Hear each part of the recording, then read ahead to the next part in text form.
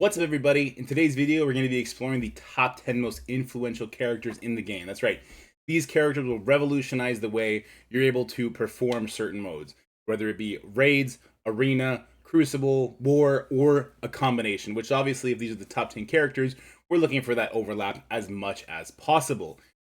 Little disclosure here, we're going to be disqualifying some characters, and also, you're not going to be happy with some of the characters that you see on this list.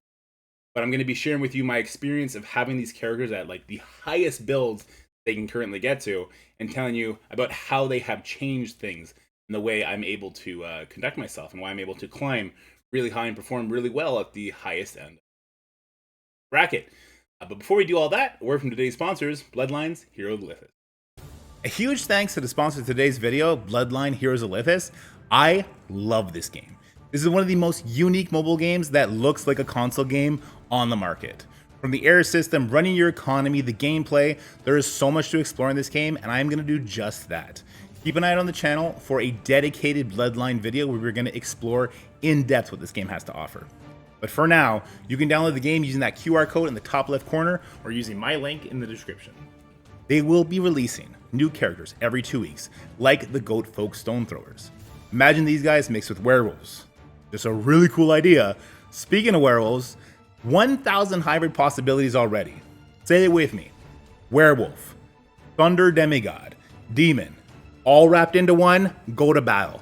That is such a cool idea, and I can't wait to play with a character just like this. And not just playing with them, but looking at them. This game is visually stunning. Again, we talked about this. Some of the best graphics I've seen. This looks like a console game.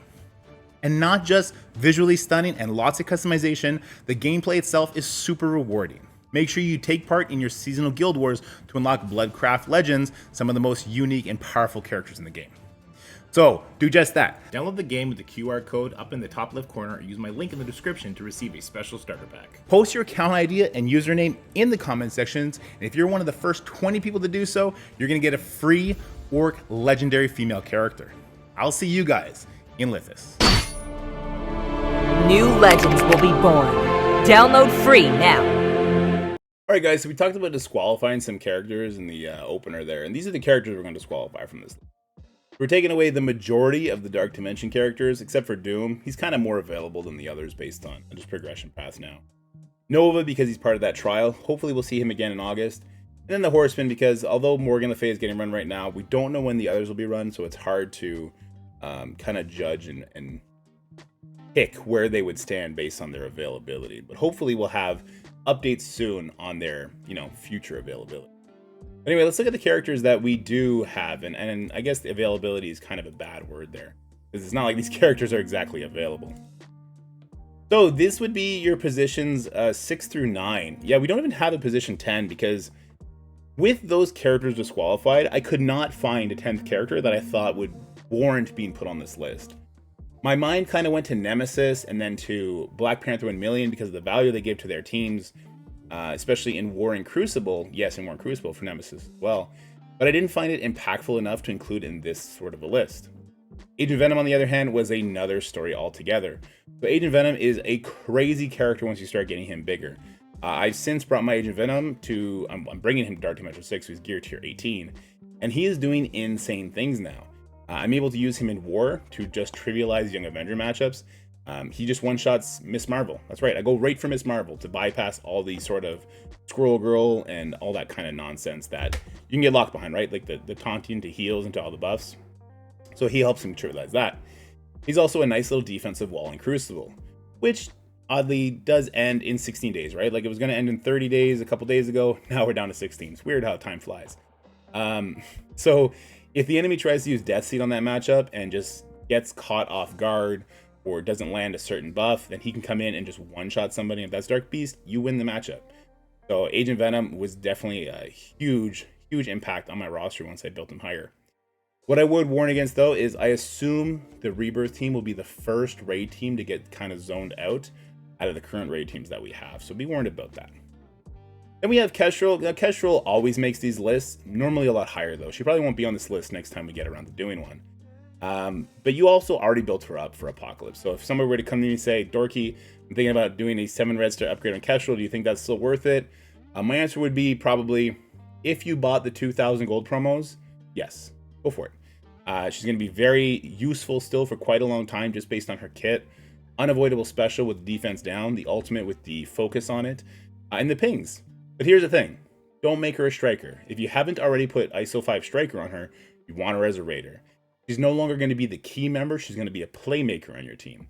So definitely want her to be putting vulnerables out, not eating. Then we have Icarus. Now, Icarus kind of in the same vein as Kestrel, but a little bit more impactful, right? Like the turn meter rewinds, the buff flips, the damage, all that is great. But again, kind of being power crept out a little bit, you probably want to make him a raider. So again, putting vulnerables out instead of eating vulnerables. This also has the added benefit of potentially RNGing your way into a double tap with him, which is very, very good. You need to do that double tap, right? So I really like him as a raider.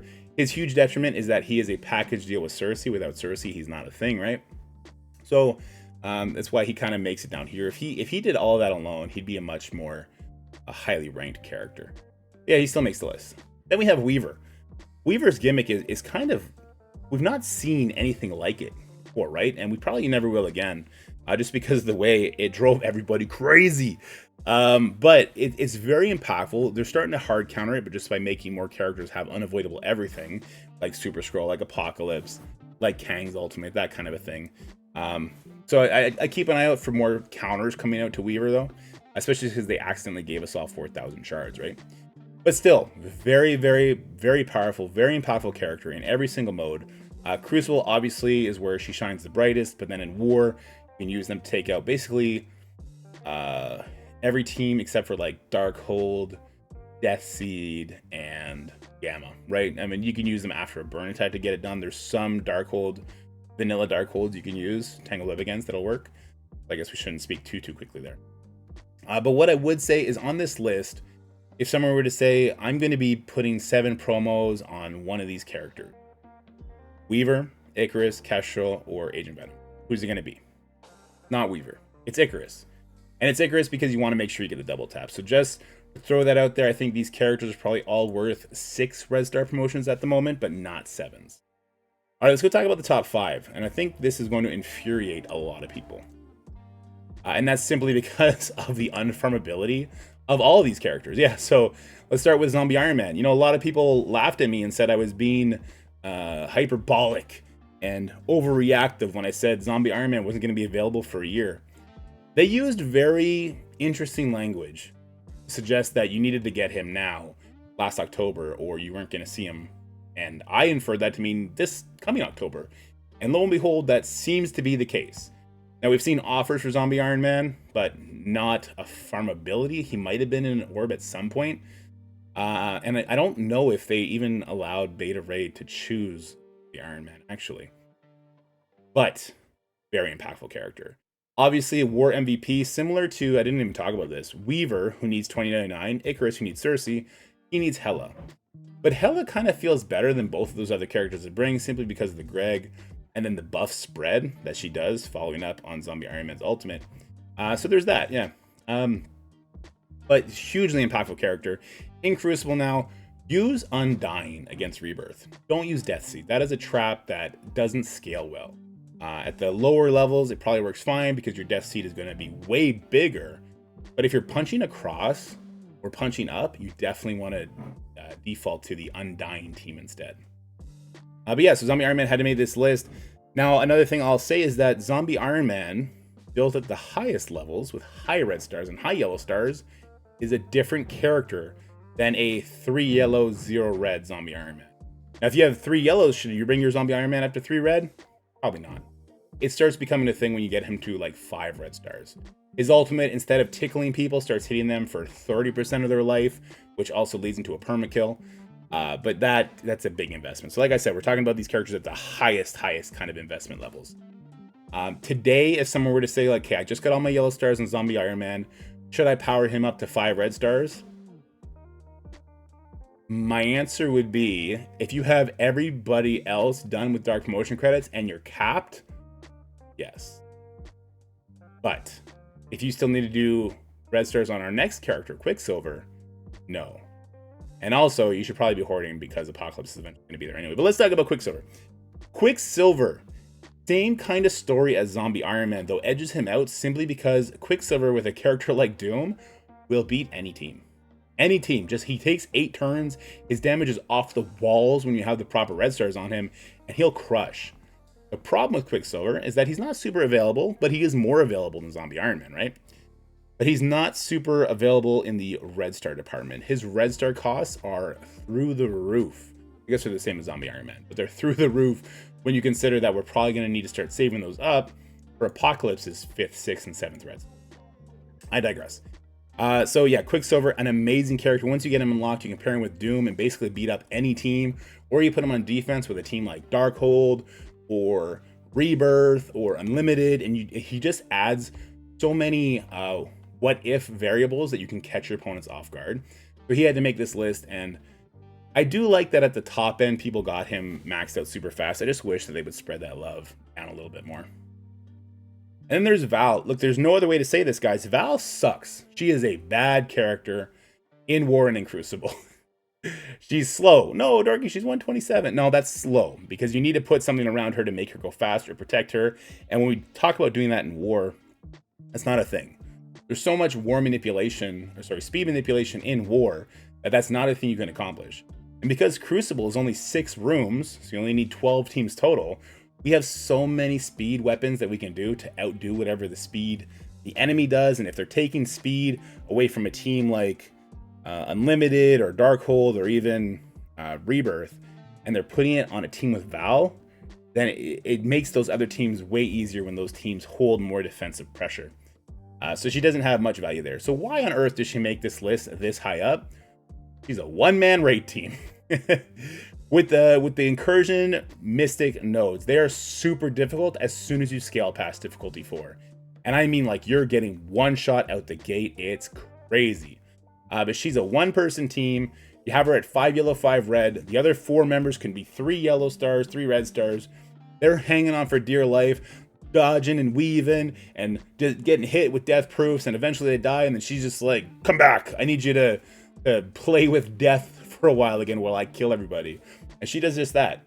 She does so much damage, so much control. It's crazy what she does in the raids. She had to make it this high because she is a necessary character when you get to higher difficulty.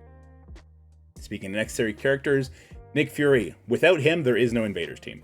So similar to Val, he brings that to his team, a little bit less so, but he brings value to the War and Crucible scenes as well. The thing about him in War and Crucible is you're not using the ultimate in 99.9% of cases. You're using the special. The special does not require any kind of investment except to be unlocked and have certain ability levels. I'm not even sure if it's the T4. I don't think it is. So he doesn't need to be super built for that. But in those modes, if you do have him super built and you hit the ultimate on his second turn, all of a sudden you have 3 little minions that are taunting for you, that are causing all kinds of havoc with slows and stuns. Maybe you have it with Kestrel, so you're proccing the defense down procs with now 4 units instead of just the 1 Fury. Plus the minions don't eat up efficiency, so that's great in Crucible as well. So Fury makes this list super high. And then the Master of Evil, Kang. Well, the Master of Evil is really Scopely because of how unavailable this guy is, right? And how they have denied the last 2 Dark Dimension winners from giving us this character. I'm still fuming that they didn't let Beta Ray Bill pick Kang. I don't need Kang. My Kang is 7 red, 7 yellow. I don't need him.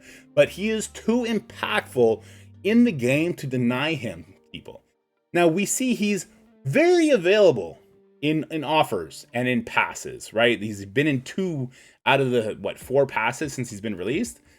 They want you to buy him because he is that impactful. Now, he got like the Apocalypse style buff, right? Where he wasn't looking super good on release. People complained, and then they made him a god.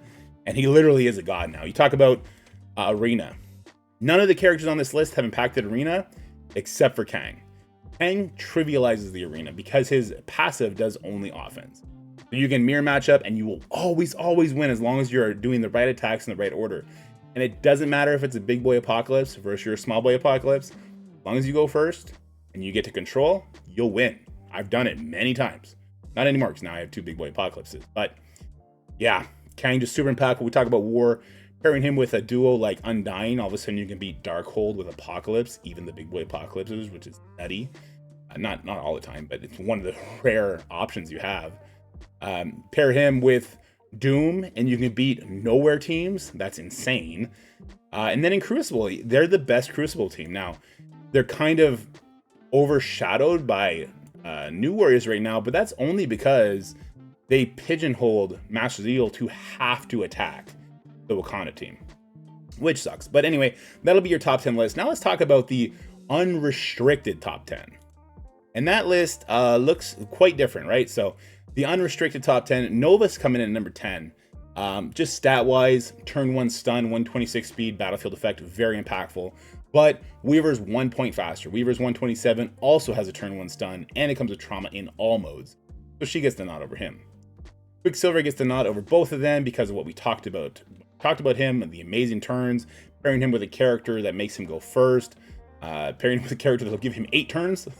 that's kind of a big deal. Then we have Val. Again, Val is such a boring character, but where she's good, she's great, right? In the raids. Red Hulk you think would be higher, but the thing about Red Hulk is he's kind of pigeonholed into his team. Without having A-Bomb or Brawn, he loses 60% life, and then he becomes a paper. Like, you just shred through him. But with his team, he's going to be probably in the meta for quite a while. Probably going to be using them on defense for quite a while. But he did have to make this list. And eventually, he'll be to Apocalypse what 2099 is to Weaver. Or what Cersei is to Icarus. He will be the battery that charges your Apocalypse and just makes him go faster. So that'll always be a power combo we'll start leaning on pretty heavily in the near future, I'm sure. Then we have Dormammu. Dormammu being that Dark Dimension 5 character. Very, very strong kit. We talk about the revives to his team. They're releasing a lot of characters that kind of take away revives. But when you're using the Dorm, you just don't bring him into those teams. And then it's completely game changer, right? He also has a turn 1 stun with trauma, but that comes a lot later than the previous 2 we talked about. And then his ultimate, which is a steroided up Cloak and Dagger ult. Can't deny how useful that is. Next up, we got Morgan. It was weird when I was looking at this list, and I couldn't place Morgan underneath a lot of these characters. Like, I will also say, positions 4 through 9, the margins are very small with where you would position them. I think Nova is very strongly just the 10th best. He's interesting, but not enough to put him in the category with these other characters. But 4 through 9, I think you can interchange some of them. The reason I ended up giving Morgan the nod over them is because I've seen what she does at 7 red stars. I've seen what Red Hulk does at 7 red stars. I've seen what Weaver does at 7 red stars. I've seen what Dorm does at 7 red stars. But I've only ever said wow when I saw Morgan one shot like a Red Hulk, or one shot an enemy Morgan using her ultimate into a vulnerable. Or she just got 2 crits or something like that. So I've seen her undeniable damage, and that doesn't take into account her controlling effects like the ultimate, flipping buffs, or doing a turn meter rewind, trauma with the ability block, and then the special, just negating everybody's speed bar unless they're named Quicksilver. I've always really been impressed with Morgan. I think she holds strong in the top 10, and I put her at number 4. And then we have positions 2 and 3, Kang and Apocalypse. This was tough, and I fought in my head on these 2 as well. It's really hard to say who's better because they both do the same thing, which is to say, in Arena, you're using both of them on offense. One gets the other to go first, and then you win. In War and in Crucible, putting either of these characters, or I guess it'd be the full match to be able to team for Crucible, but putting these characters on a team is going to make that team win, which is crazy. So I guess the reason I ended up going Apocalypse over Kang is because Apocalypse is more time-proof. Like, I wouldn't be surprised if the next big character comes in and says, no speed bar gain or negation. I wouldn't be surprised if that's a character we see eventually, like Molecule Man or something, I don't know. So I wouldn't be surprised about that, which would mean Apocalypse would be better against that character in that situation. But also, like, Kang needs his team on Masters of Evil, for Crucible at the very least. In War, he's kind of a plug-and-play. But yeah, so I positioned them the way I did. I guess I stand by that just because of the test of time, I think, stands with Apocalypse. And then there's Super Skrull, who I think like 15 or 20 people have at this point. If you've not played against or played with Super Skrull yet, you don't get it. It's stupid how good this character is. On paper, it looks a little deceiving, right? But he's got a 3-turn special, so he's doing that like every 3rd turn. Which is very, very strong. The safeguard and stealth that he gets from his striker attack protects him from being controlled.